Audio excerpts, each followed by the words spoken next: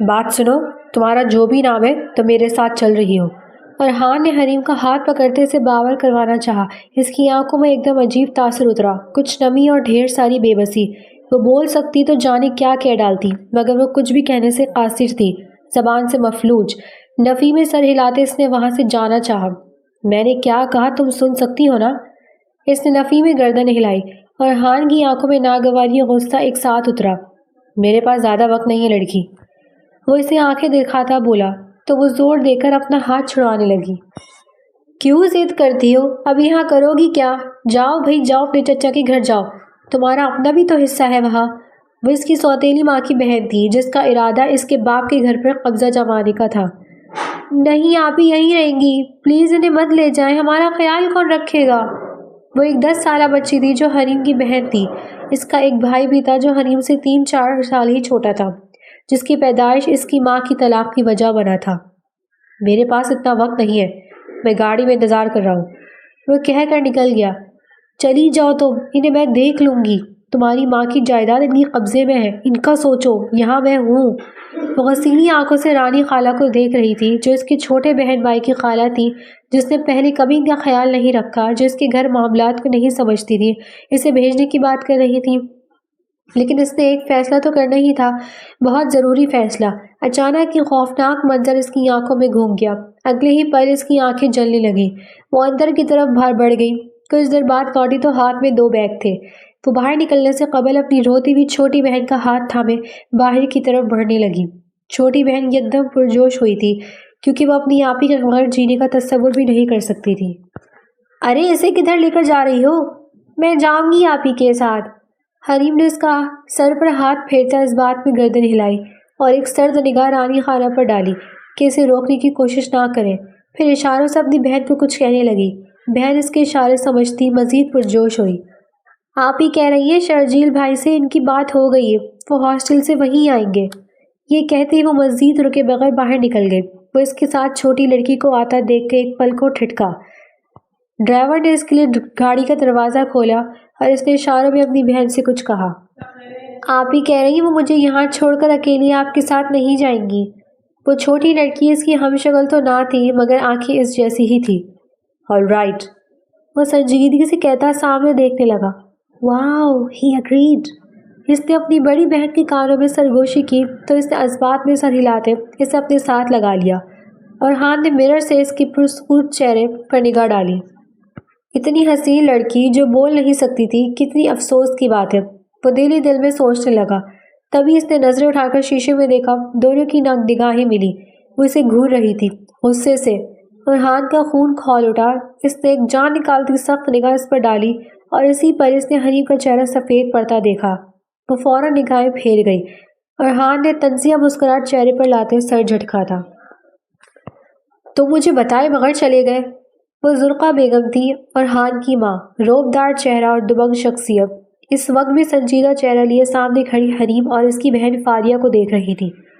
میں 2 دن پہلے آپ کو بتا چکا ہوں موم، وہ نرمی سے بولا، پھر کسی ملازمہ کو آواز دی، فی الحال انہیں گیسٹ روم میں رکھیں اور جلد از جلد ان کے لیے کمرے تیار کریں۔ وہ حکم دیتا پھر ماں کی طرف متوجہ ہوا، جبکہ ملازمہ ان دونوں کو اپنے ساتھ لیے جا چکی تھی۔ زرقہ بیگم کا بس نہ چلا ان دونوں لڑکیوں کو اٹھا کر فوراً اس گھر سے باہر پھینک دیتی۔ لیکن کیا ضرورت تھی انہیں یہاں لانے کی؟ گھر ہے، کوئی دارالامان تو نہیں؟ آپ کی بہن اور ان کے بچے بھی تو ادھر رہتے ہیں، ان کے لیے دارالامان نہیں؟ ان 2 معصوم لڑکیوں کے لیے ہے۔ پھپھو کی بیٹی ہے وہ، اور ڈیڈ کی وصیت بھول نہیں سکتا میں، ان سے وعدہ کر چکا تھا، اور اس کے والد کی زندگی تو ٹھیک تھا کہ وہ ان کے ساتھ رہ رہی تھی، مگر اب وہ حیات نہیں رہے تو مجھے اپنا کیا وعدہ نبھانا ہی تھا۔ لیکن تمہاری ذمہ داری اگر بھی ہے تو حریم ہے، تم اس کے سوتیلے بہن بھائیوں کو بھی اٹھا کر یہی لے آؤ گے؟ اسے اپنے بہن بھائیوں کا خیال رکھنا ہے، اور وہ چھوٹی بچی آپ کو کیا کر رہی ہے، رہنے دیں ادھر۔ ٹھیک ہے، پھر ایسا کر لیتی ہوں، باہر بورڈ لگوا ہی لیتی ہوں، یتیم بچوں کے لیے فری کی لگژری لائف۔ وہ یک دم تب کر بولی تو وہ سر جھٹک کر ہنس دیا۔ دل بڑا کرے موم، اب میرے یہی رہنا ہے، یہ میرا آخری فیصلہ ہے، وہ سنجیدگی سے کہہ کر وہاں سے چلا گیا۔ زرقہ بیگم دانت پیس کر رہ گئی۔ وہ شور شرابہ اور مزید اختلاف کر کے خود کو اس کی نظر میں برا نہیں بنانا چاہتی تھی، کیونکہ وہ اپنے اصول پسند بیٹے کے مزاج سے بہت اچھی طرح واقف تھی۔ کچھ دیر بعد وہ اپنی بہن شمائلہ کے ساتھ بیٹھے ہوئی نظر آ رہی تھی۔ تو کیا وہ یہیں رہیں گے؟ ہاں، اب تک کے آثار تو یہی ہیں، مگر تم فکر مت کرو، کچھ وقت گزرے تو ان کا بندوبست میں کرتی ہوں۔ وہ سرگوشی نما انداز میں بولی۔ ماضی کا ایک بھیانک عکس وہ بھول چکی تھی، اسے دوبارہ یاد نہیں کرنا چاہتی تھی، اور حریم کا یہاں ہونا مطلب روز وہ عکس بار بار دیکھنا، یہ چہرہ انہیں کبھی سکون نہیں لینے دے گا۔ وہ گہری سوچ میں گم کسی نئی ترکیب کا سرا ڈھونڈ رہی تھی۔ دوسری طرف وہ اس کمرے میں بیٹھی اجنبی مگر مانوسیت بھرے احساس سے اس کمرے کو دیکھ رہی تھی۔ یہ اس کے لیے نیا تھا، مگر ذہن کے نہا خانوں میں پوشیدہ کچھ دھندلے منظر جو کبھی اس کی یادداشت کا خانہ خالی نہ کرتے تھے۔ کیا اب ہم یہیں رہیں گے؟ چھوٹی فضا نے اپنی بہن سے پوچھا تو اس نے اسبات میں گردن ہلاتے مسکراہٹ چہرے پر سجائی۔ مسکراہٹ بھی عجیب سی پرسراریت تھی جسے جانچنا پہلی نظر میں آسان بھی نہ تھا۔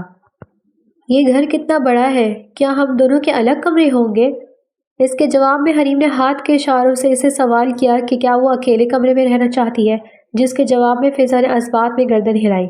رات کو آپ کے ساتھ سوں گی، مگر مجھے دن کے لیے اپنا الگ کمرہ چاہیے، جیسا وہاں تھا۔ وہاں سے تھوڑا انٹیریئر چینج رکھوں گی، میرے خیال میں یہ لوگ سب کچھ افورڈ کر سکتے ہیں۔ وہ آخر میں شرارتی مسکراہٹ سے بولی۔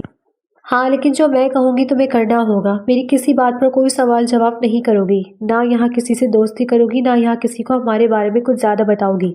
فضا اس کے اشاروں کو باتوں میں دہراتی تائید چاہ رہی تھی۔ حریم اس کے سمجھنے پر مطمئن سی ہو کر اسے شاباشی دینے لگی۔ انہیں یہاں آئے ایک ہفتہ ہو چکا تھا۔ اس ایک ہفتے میں وہ گھر کا کونا کونا دیکھ چکی تھی۔ زرقا خاتون سے بھی تقریباً روز سامنا ہوا کرتا تھا، مگر وہ ابھی تک زیادہ بات چیت نہیں ہوئی تھی، لیکن وہ ہر پل اس پر گہری نظر رکھی ہوئی تھی۔ ملازمہ کی خاص ہدایت کے ساتھ اس کے گھر میں ساری نقل و حرکت پر نگاہیں جمائی ہوئی تھیں۔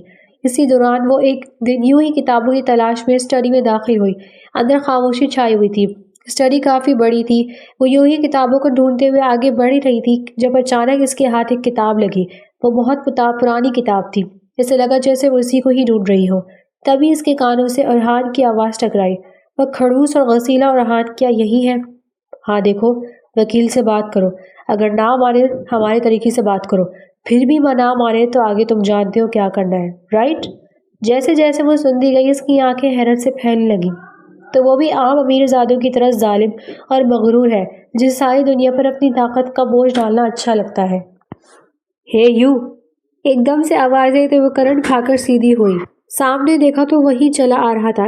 اس نے وہاں سے بھاگنے میں عافیت جانی۔ ابھی وہ الٹے قدموں پیچھے ہٹ رہی تھی جب ارحان نے اسے آڑے لیا۔ کیا کر رہی ہو یہاں؟ وہ اسے گھور کر بولا۔ وہ ایک پل تو تلخی سے دیکھتے اگلی ہی پل نظریں جھکا گئی۔ سوال تو ایسے پوچھتا جیسے میں بول سکتی ہوں یا جیسے اسے اشاروں کی زبان آتی ہو۔ میں کچھ پوچھ رہا ہوں تم سے، کیا کر رہی ہو یہاں؟ کیا کرنے آئی ہو یہاں؟ کیا تمہیں نہیں پتہ اسٹڈی میں آنا منع ہے؟ یہاں میرے علاوہ کوئی داخل نہیں ہو سکتا۔ اس کی گرجدار آواز اور غصے سے گرتی آنکھوں کو دیکھ کر اس کے پسینے چھوٹ گئے اور اس کی طرف دیکھا جیسے ابھی کے ابھی وہ اسے کچا نکل جائے گا۔ لیکن وہ تو صرف یہاں کتابیں دیکھنے آئی تھی۔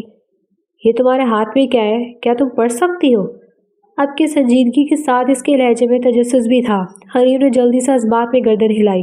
وہ ایک پل کو حیران ہوا۔ تو تم اسکول گئی ہو؟ حریم نے پھر اس بات میں گردن ہلائی تو ارحان نے ستائشی انداز کو خم دیا تھا۔ گریٹ! کیا تم کتابیں پڑھتی ہو؟ اس کا جواب پھر حریم نے سر ہلا کر دیا۔ لیکن تمہیں پتہ نہیں کہ یہ پرائیویٹ روم ہے میرا؟ لہجہ تیز ہوا۔ وہ اب کس سر نہ ہلا سکی، نہ ہی اس کی نظروں سے تاب لا سکی۔ اس نے نظریں چراتے حلق تر کیا۔ وہ اس کی بولتی آنکھوں کے رنگ اور انداز اس کے لیے بالکل نئے تھے۔ اس کی زبان بول نہیں سکتی تھی، لیکن اس کی آنکھیں ایک ایک بات کہہ ڈالتی تھیں۔ کیا کہہ رہا ہوں؟ اس نے 2 قدم آگے بڑھائے۔ وہ محسوس ہو رہا تھا۔ وہ ایک دم گڑبڑا کر پیچھے ہٹی اور بک ریک سے جا لگی۔ اس کی آنکھوں میں خفگی، غصہ اور خوف ایک ساتھ جاگے۔ اس نے بے اختیار ہاتھوں کانوں پر رکھتے معافی مانگی اور کتاب وہیں ریک پہ رکھتے اس نے معصومیت بھری نظروں سے اسے دیکھا اور نیچے کو جھکتی اس کے حصار سے نکل گئی۔ پھر چند پل اسے دیکھتی رہی اور پھر تیزی سے باہر کی طرف دوڑ لگاتی۔ ارحان آنکھیں سکیڑے حیرانی سے یہ منظر دیکھتا ہے اور بے اختیار قہقہ لا کر ہنس دیا۔ یہ منظر حد سے بڑھ کر دلچسپ تھا۔ وہ کئی پل اس منظر کو یاد کر کے ہنستا رہا۔ ہاؤ سلی!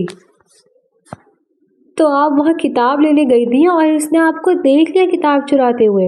وہ سر پکڑے بیٹھی تھی۔ فضا بار بار یہی بات دہرا رہی تھی اور ہنسی جا رہی تھی۔ یکدم حکیم نے غسیلی نگاہ اس پر ڈال کر اسے ہنسنے سے روکا۔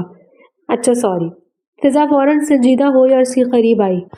لیکن آپ کتابیں کا کیا کریں گے؟ آپ تو کتابیں بھی نہیں پڑھتی۔ اسی پل حریم نے اسے گھورتے ہوئے ہونٹوں پر انگلی رکھی۔ کیا یہ سیکرٹ ہے؟ اس کے سوال پر حریم نے اثبات میں گردن ہلائی۔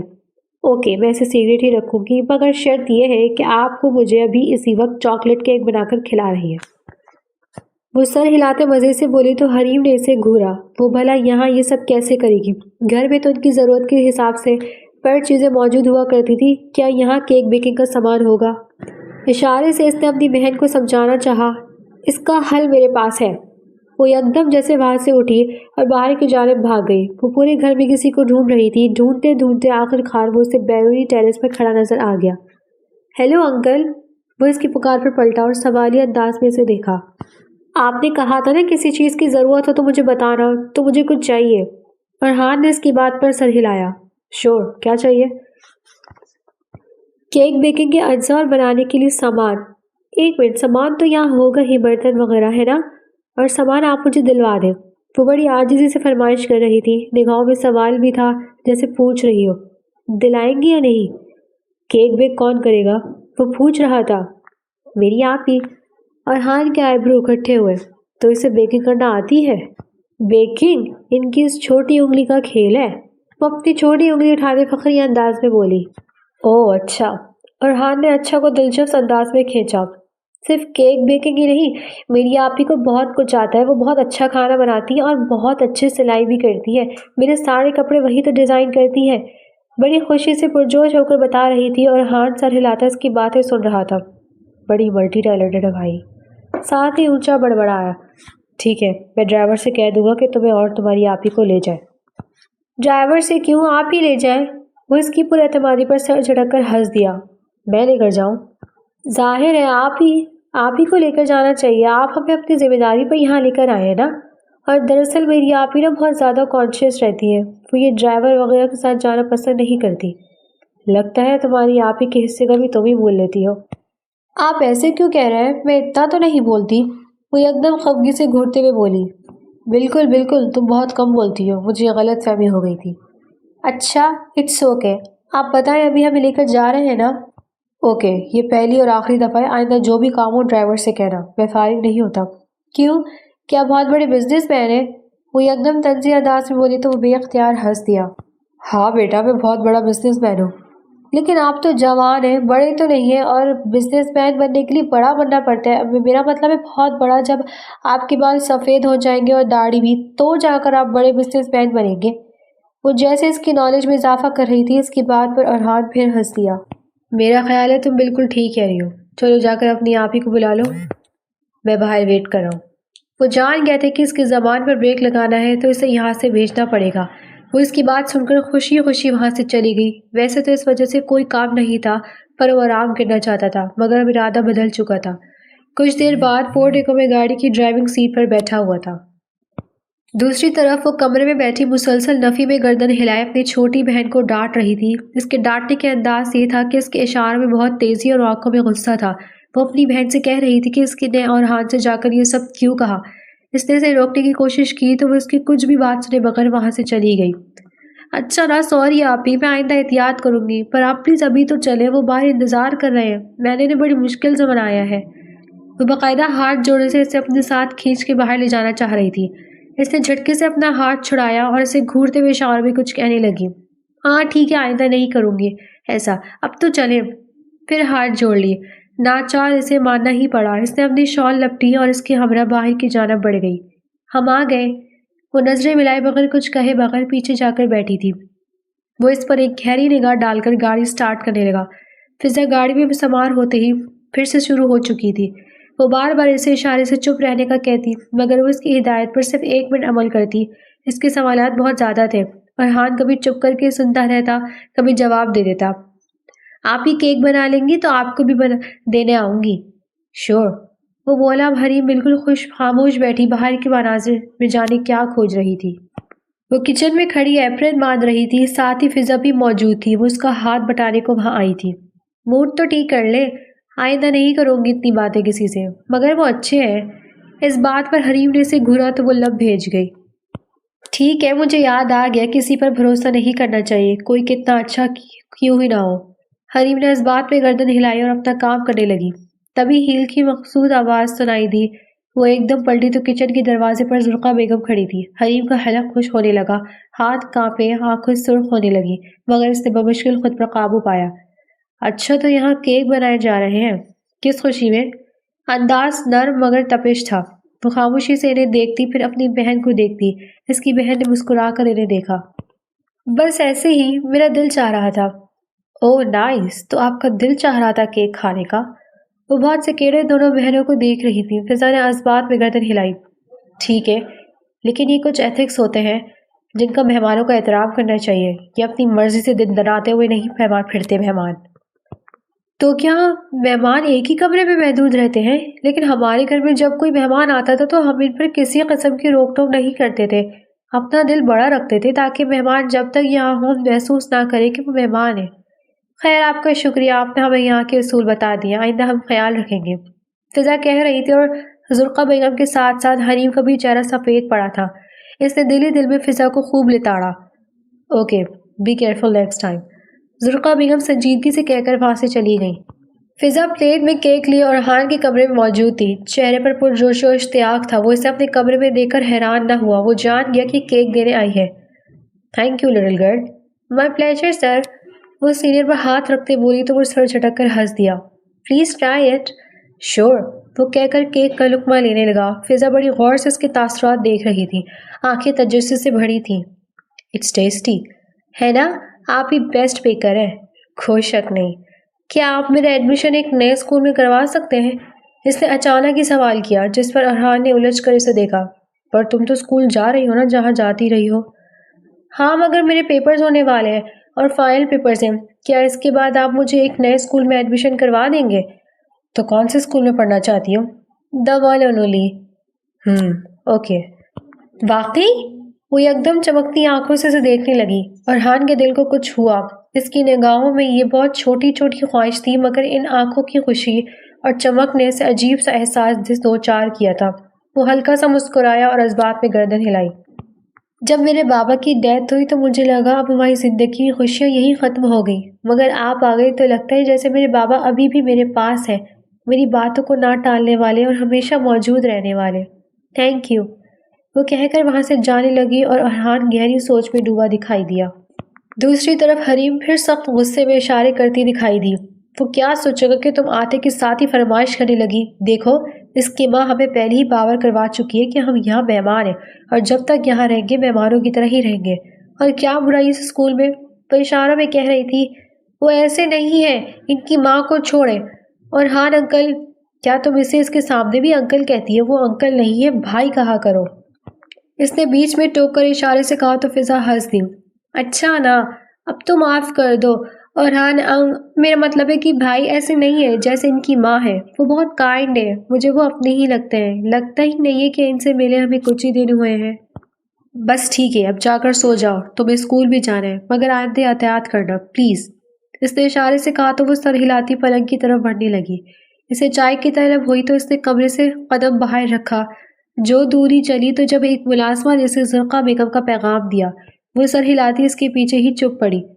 دل دھڑک رہا تھا، وہ چہرہ اس کی زندگی کا برا ترین خواب تھا جسے وہ کبھی نہیں دیکھنا چاہتی تھی، لیکن یہاں رہنا اس کی مجبوری بھی تھی۔ لیکن اس نے دل ہی دل میں تہیا کر رکھا تھا کہ وہ جلد از جلد یہاں سے چلی جائے گی۔ ملازمہ اسے اسٹڈی میں چھوڑ کر جا چکی تھی، وہ اسے یہاں کیوں بلوا رہی تھی؟ اور ہان نے تو کہا تھا یہاں کسی کا بھی آنا ممنوع ہے۔ تم آ گئی، وہ مسکراتے ہوئے کہہ رہی تھی۔ مسکراہٹ جتنی بھی خوبصورت سہی اپنے کھوٹ کو چھپانے میں ہمیشہ ناکام رہتی ہے۔ کتنا ہی اچھا ہوتا کہ تم سے کچھ گفتگو ہو پاتی حریم، لیکن قدرت کی ستم ظرفی دیکھو، اتنی خوبصورت ہو کر بھی تم آواز کی خوبصورتی سے محروم ہو گئی۔ خیر، ماں کے مرنے کا صدمہ ہی اتنا بڑا ہوتا ہے، کوئی بھی اپنی آواز کھو دے۔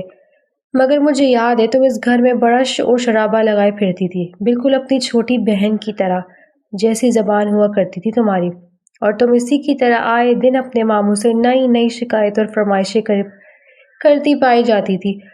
اور ہم تم سے 4 سال بڑا تھا، مگر وہ ایک خاموش مزاج لڑکا تھا، اور تم اس کے حصے کی توجہ بھی خود بٹور لیتی تھی۔ بڑی چالاک تھی تم، وہ آخر میں طنزیہ انداز میں بولی اور پھر ہنسنے لگی۔ اس بات سے بے خبر کہ اسٹڈی کے ساتھ محلے کا چھوٹے سے ہال میں موجود ارحان سب کچھ سن رہا تھا۔ یہ ایک انکشاف ہی تھا کہ وہ پیدائشی گونگی نہیں تھی، بلکہ ماں کی موت نے اس کی آواز چھین لی تھی۔ اسے یاد کیوں نہیں آ رہا تھا؟ اگر ایسا تھا تو اس کی آواز اسپیچ تھراپی اور علاج سے واپس آ سکتی تھی۔ خیر، تمہارا تو پورا خاندان ہی چالاک لومڑیوں جیسا ہے۔ جیسے تمہارا باپ تمہاری ماں کو دھوکہ دے رہا تھا نا، ویسے ہی تمہاری ماں بھی بدلے میں میرے کنوارے اور ہینڈسم بھائی کے پیچھے پڑی ہوئی تھی۔ تمہارے باپ کی دوسری شادی نے تو جیسے اسے موقع ہی دے دیا، زبردستی طلاق لے کر یہاں آئی اور پھر آئے روز کسی نہ کسی بہانے سے شہروز کو بلوا لیتی۔ وہ تو جوانی کے خمار میں روز ہی چلا آتا تھا۔ حریم سلگتی آنکھوں اور دکھی دل سے اس جھوٹی عورت کی من گھڑت کہانیاں سن رہی تھی۔ میری بہن کہہ رہی تھی کہ تم پر نظر رکھو۔ ارحان بھی جوان ہے، تمہارا کیا بھروسہ؟ زبان سے ہی محروم ہو، ورنہ باقی چال چلن تو پورے ہی ہوں گے۔ اندر بیٹھا ارحان نے بے یقینی سے ماں کی باتیں سن رہا تھا۔ وہ جو بظاہر نرم مزاج اور نرم دل تھی، ان کے سوچنے کا انداز اس قدر منفی تھا، یکدم ہی اسے ایک سسکی سنائی دی۔ کیا وہ رو رہی تھی؟ ارحان کو تعصب نے گھیرا۔ دل چاہا اٹھ کر ماں کا سامنا کرے، مگر وہ نہیں چاہتا تھا کہ ماں شرمندہ ہو، اور اس لڑکی کے سامنے شرمندگی کا انہیں مزید اس لڑکی کے خلاف بہکا نہ دے۔ وہ ضبط کیے وہیں بیٹھا رہا۔ اسے مزید سسکیاں سنائی دی۔ پھر اس کی ماں نے حریم کو وہاں سے جانے کا کہہ دیا تو ارحان نے سکھ کی سانس لی۔ اس نے چائے بھی نہیں پی اور کمرے میں آ کر رونے لگی۔ اس کے آنسو تیزی سے بہہ رہے تھے، مگر دل میں ایک عجیب سی آگ نے چنگاری پکڑ لی تھی۔ اس کے کانوں میں اس کی ماں کی چیخیں سنائی دینے لگی۔ وہ منظر دوبارہ اس کے ذہن میں تازہ ہونے لگا۔ اس کی ماں کو قتل کرنے کے بعد اب وہ اس کے سامنے اس کی کردار کشی کر رہی تھی۔ بدلے کی آنکھ اس کے اندر بڑھتی گئی۔ لیکن کیا وہ اپنی ماں کا بدلہ لے پائے گی؟ کیوں نہیں، ضرور لے گی۔ اس گھٹیا بوڑھی عورت کو اسی انداز میں قتل کرے گی جس طرح اس نے میری ماں کو قتل کیا تھا۔ اس نے خود سے وعدہ کر لیا تھا۔ اس کی شدت پسندی بڑھتی گئی۔ وہ مختلف منصوبے سوچتی گہری نیند میں جا چکی تھی۔ صبح فضا کو اسکول کے لیے جگانے کے بعد وہ اس کا ناشتہ بنانے کچن میں آئی۔ اس وقت یہاں سب سو رہے تھے، یہاں تک کہ ملازمہ بھی 9 بجے سے پہلے کچن میں نہیں آتے تھے، اس لیے وہ ناشتہ خود ہی بناتی تھی۔ اس پل بھی وہ اپنا دوپٹہ ایک طرف رکھے ناشتہ بنا رہی تھی جب آہٹ پر بری طرح چونک کر پلٹی، اور ہاتھ کی نگاہ اس کے چہرے سے ہوتی بے اختیار اس کے سراپے پر پھسلی تھی۔ صاف رنگت پر معصوم سے نقوش، کانچ سی آنکھیں، خوبصورت بدن۔ اور ہاں نے اسے بغیر دوپٹے کی پہلی دفعہ دیکھا تھا۔ اس کے ہلکے بھورے بال کچھ چہرے پر تھے تو کچھ پیچھے گرے ہوئے تھے۔ وہ یک ٹک اسے دیکھ رہی تھی، سوانح نظر اس کے چہرے پر تھیں، اور وہ اس بات سے بے خبر تھی کہ دوپٹہ ایک طرف پڑا ہے۔ میں کافی بنانے آیا تھا، وہ کہہ کر آگے بڑھا اور اسی طرف آنے لگا تو وہ ہڑبڑا کر ایک طرف ہونے لگی، مگر بے دہانی میں اسی طرف ہو گئی جہاں وہ آ رہا تھا۔ اس سے پہلے کہ وہ ہٹتی وہ دونوں ٹکرا گئے تھے۔ وہ بھوکلا کر پیچھے ہٹی تو کاؤنٹر سے جا ٹکرائی۔ ارحان اس کی بھوکلاہٹ اور گھبراہٹ سے حیران ہوتا اس کی اتھل پھتل دھڑکنوں کا شور اپنی سماعت میں محسوس کر رہا تھا۔ وہ اس کی آنکھوں میں دیکھ رہی تھی۔ ارحان نے بمشکل اس کے دھڑکتے وجود سے نگاہ ہٹائی۔ دل چاہا یوں ہی آگے بڑھ کر کافی اٹھا لے، مگر خود پر ضبط کرتے اس نے سامنے سے ہٹنے کا اشارہ کیا۔ یوں ہی آگے بڑھ کر کافی کا ڈبہ اٹھاتے یقیناً وہ اس کے وجود سے پھر ٹکرا جاتی، مگر اس کے اشارے پر وہ تیزی سے ایک طرف ہوتی، سامنے والے کاؤنٹر سے ٹکراتی، گرنے لگی، پھر جلدی سے سنبھل گئی۔ سو کلمزی، اتنا کیوں ڈرتی ہو؟ میں حیوان نہیں ہوں کہ تمہیں کھا جاؤں گا، وہ اسے دیکھتے کہہ رہا تھا، اور وہ یوں ہی ششدر آنکھوں سے اسے دیکھ رہی تھی۔ اس کے تاثرات پر وہ دل ہی دل میں لطف اندوز ہو رہا تھا۔ اسے یکدم احساس ہوا کہ وہ دوپٹے کے بغیر کھڑی ہے۔ اگلے ہی پل اسے ایک اور بھوکلاہٹ کا دورہ پڑا۔ اس نے گھوم کر جا کے اپنا دوپٹہ اٹھایا اور ٹھیک سے اٹھتے کنکیوں سے اسے دیکھا۔ وہ اپنی کافی بلینڈ کر رہا تھا۔ کافی پیو گی؟ اس کے سوال پر تیزی سے نفی میں گردن ہلائی اور فضا کا ناشتہ ٹرے میں ڈالتے تیزی سے باہر نکل گئی۔ اس کے جاتے ہی ارحان کے لبوں پر مسکراہٹ اتری تھی۔ سلی گرل، وہ بے اختیار بڑبڑایا تھا۔ کیا ضرورت ہے اس سب کی؟ وہ پیدائشی طور پر بول نہیں سکتی ارحان، اسے ٹھیک ہونا ہوتا تو اس کا باپ اتنے سال اسے بغیر علاج کے تھوڑی چھوڑتا۔ زرقا بیگم کو اس نے اسپیچ تھراپسٹ سے اپائنٹمنٹ کا بتایا تو وہ بے حد الجھن اور طیش میں دکھائی دی، مگر بمشکل خود کو روکے انہوں نے بظاہر خود کو پرسکون ظاہر کیا تھا۔ لیکن ارحان بے حد حیران ہوا کہ کل ہی اس نے ماں کو حریم سے گفتگو کرتے سنا تھا، اور یہ بھی سنا تھا کہ وہ ماں کی موت کے صدمے سے اپنی آواز کھو بیٹھی تھی، تو پھر اب وہ ایسا کیوں کہہ رہی تھی؟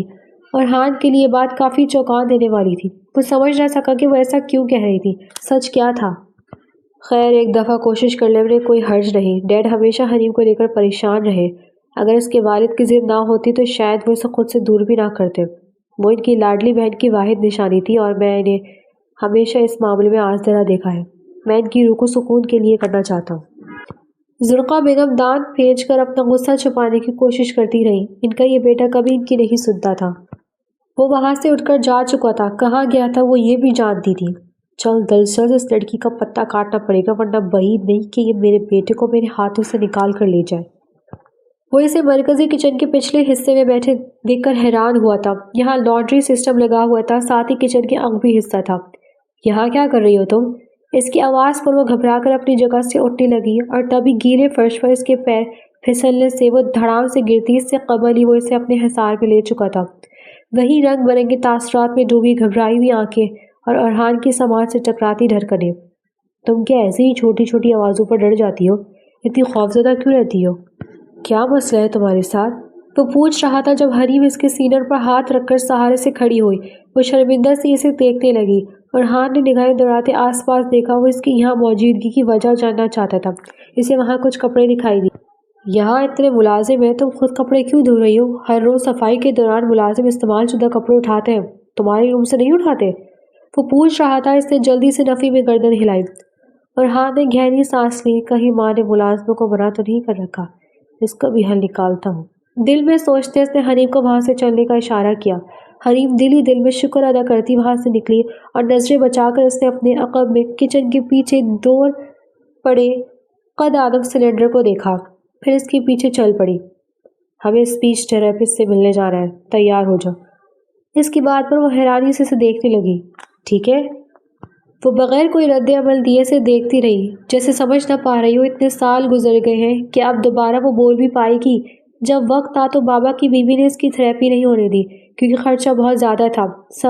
سالوں ہوئے وہ اپنی ساری امیدیں چھوڑ چکی تھی اور اب تو یقیناً خرچہ بھی کئی گنا بڑھ گیا ہوگا، اور سامنے کھڑا شخص کہہ رہا تھا کہ وہ تھراپی کے لیے جا رہا ہے۔ ٹھیک ہے، فضا بھی ساتھ چلے گی، پھر تو کوئی مسئلہ نہیں ہوگا تمہیں چلنے میں۔ اس نے حلق میں پھنسے آنسو کے گولے کو نگلتے ہوئے نفی میں گردن ہلا دی، لیکن وہ اس کی نم آنکھوں میں چھپی خوف زدہ سی امیدیں دیکھ چکا تھا۔ دل بے اختیار گداس ہوا تھا۔ تم تیار ہو جاؤ، میں پھر آؤں گا، وہ کہہ کر وہاں سے چلا گیا۔ وہ دل میں ہزاروں احساسات لیے اپنے کمرے کی طرف بڑھ رہی تھی جب اچانک ہی کسی نے اسے بازو سے پکڑ کے روکا اور ایک جانب گھسیٹنے لگا۔ وہ بری طرح خوف زدہ ہوئی، دیکھا تو زرقا بیگم تھی۔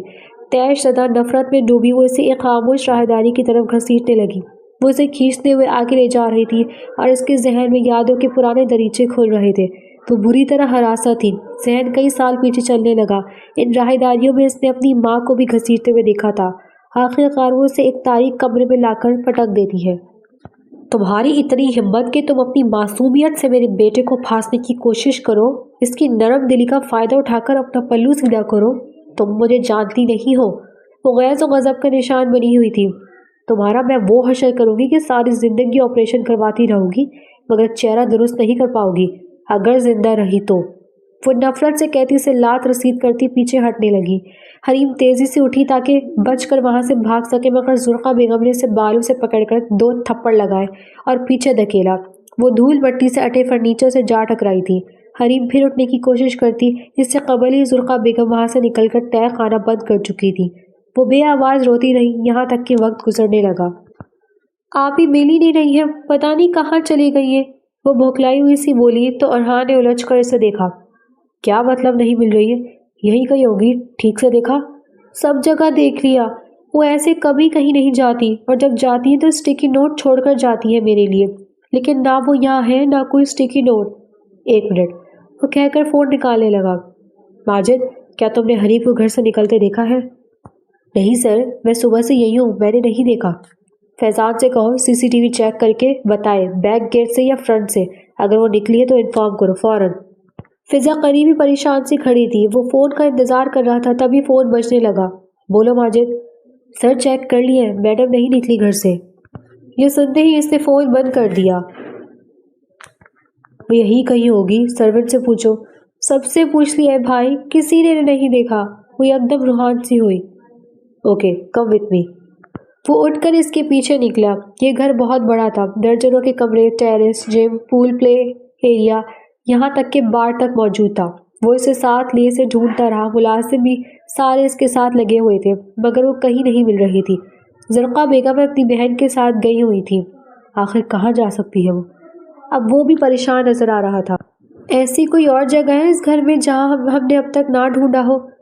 ہاں، انڈر گراؤنڈ بیسمنٹ ہے، مگر وہ وہاں چل کر دیکھتے ہیں۔ وہ یکدم بے چین ہوئی، ویسے ہی وہ اپنی بہن کو اس گھر کے چپے چپے میں گھومتے دیکھ چکی تھی۔ شاید وہ تجسس کے ہاتھوں مجبور ہو کر وہاں بھی چلی گئی ہو اور انجان میں وہیں پھنس گئی ہو۔ ویسے مجھے نہیں لگتا کہ وہ وہاں گئی ہوگی، مگر چلو دیکھ لیتے ہیں، وہ کہہ کر ایک جانب بڑھنے لگا۔ ابھی وہ تہہ خانے سے دور ہی تھے جب لوہے کا گیٹ بجانے کی آواز آئی۔ وہ سنتے ہی تیزی سے اس جانب دوڑا۔ گیٹ پیچھے سے بند پا کر وہ بری طرح حیران ہوا۔ اس نے جیسے ہی گیٹ کھولا، وہ خوف سے لرزتی سسکتے ہوئے اس کے سینے سے آ لگی۔ وہ ایک پل کے لیے ساکت رہ گیا۔ اس کا جسم بری طرح کانپ رہا تھا، چہرہ آنسو سے تر، سسکیاں ایک سیکنڈ بھی نہ رک رہی تھیں۔ اس نے بے اختیار اس کے کندھے کو تھپکا اور اسے تسلی دی۔ It's okay, calm down.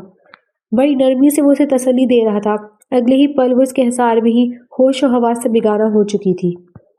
آپ ہی کو کیا ہوا ہے ارحان بھائی؟ ڈرو مت، بالکل ٹھیک ہے، وہ شوق میں ہے۔ وہ اسے بازو میں اٹھائے وہاں سے نکلنے لگا۔ وہ جیسے اس کے کمرے تک پہنچا، زرقا بیگم بھی وہاں پہنچ چکی تھی۔ وہ بے ہوش تھی۔ اگر اٹھتی ہی اس نے اپنی بہن کے ذریعے کچھ بک دیا پھر؟ ان کا چہرہ سفید پڑنے لگا۔ فضا بہت غور سے انہیں دیکھ رہی تھی۔ اسے شک تھا کہ یہ سب ان کا کیا ڈرا ہے، مگر وہ کچھ نہ کہہ رہی تھی، اپنی بہن کے ہوش میں آنے کا انتظار کر رہی تھی۔ کچھ دیر مزید گزری تو ڈاکٹر چلا آیا۔ یہ اب بالکل ٹھیک ہے، لگتا ہے خوف زدہ ہو کر بلڈ پریشر ہائی ہو گیا تھا۔ ڈاکٹر ساری روادات سن کر ہمدردی سے کہتا ڈرپ نکال رہا تھا۔ فضا اس کے ساتھ آ بیٹھی۔ حریم نے اسے گلے لگا لیا۔ سمجھ نہیں آ رہا یہ وہاں پہنچی کیسے؟ زرقا بیگم نے کہا تو حریم ان کی مکاری پر حیران رہ گئی۔ وہ جانتی تھی ان کا ارادہ ٹھیک نہیں تھا۔ وہ اسے زندہ چھوڑنے کے لیے وہاں بند کر کے نہیں گئی تھی۔ یقیناً ان کا ارادہ اسے قتل کرنے کا تھا۔ اس نے فی الحال چپ رہنے کا فیصلہ کیا، یہاں تک کہ فضا کے پوچھنے پر بھی اس نے نہیں بتایا کہ اسے وہاں بند کس نے کیا تھا۔ اس کا کہنا تھا کہ وہ ایسے ہی گھر دیکھتے دیکھتے وہاں چلی گئی تھی، شاید کسی ملازم نے گیٹ کھلا دیکھ کر بند کر دیا ہو۔ اس کے جواب سے کوئی مطمئن ہوا یا نہیں، مگر سب خاموش ضرور ہو گئے تھے۔ لیکن اس دن کے بعد سے اس کے اندر کا شور بڑھ گیا تھا۔ کچھ دن بعد وہ تھراپسٹ کے پاس چلے آئے۔ تھراپسٹ نے امید کا سہرا پکڑا دیا تھا۔ کیا آپ بھی بھول پائیں گی؟ فضا سرخوشی نما انداز میں ارحان سے پوچھ رہی تھی۔ انشاءاللہ، وہ کہہ رہا تھا اور نگاہیں اندر شیشے کے پار موجود حریم پر تھی، جو گلابی لباس میں کسی پری کی طرح لگ رہی تھی۔ اس پر نظر پڑی تو گھبرا کر نگاہیں جھکا لی۔ ارحان کا دل بے اختیار دھڑکا۔ اس کا یوں گھبرا کر نگاہیں پھیرنا، کسی چیز کی آڑ میں چھپ جانا، اس سے بھاگتے رہنا ارحان کو آئے دن ایک نئے احساس سے سرشار کرتا تھا۔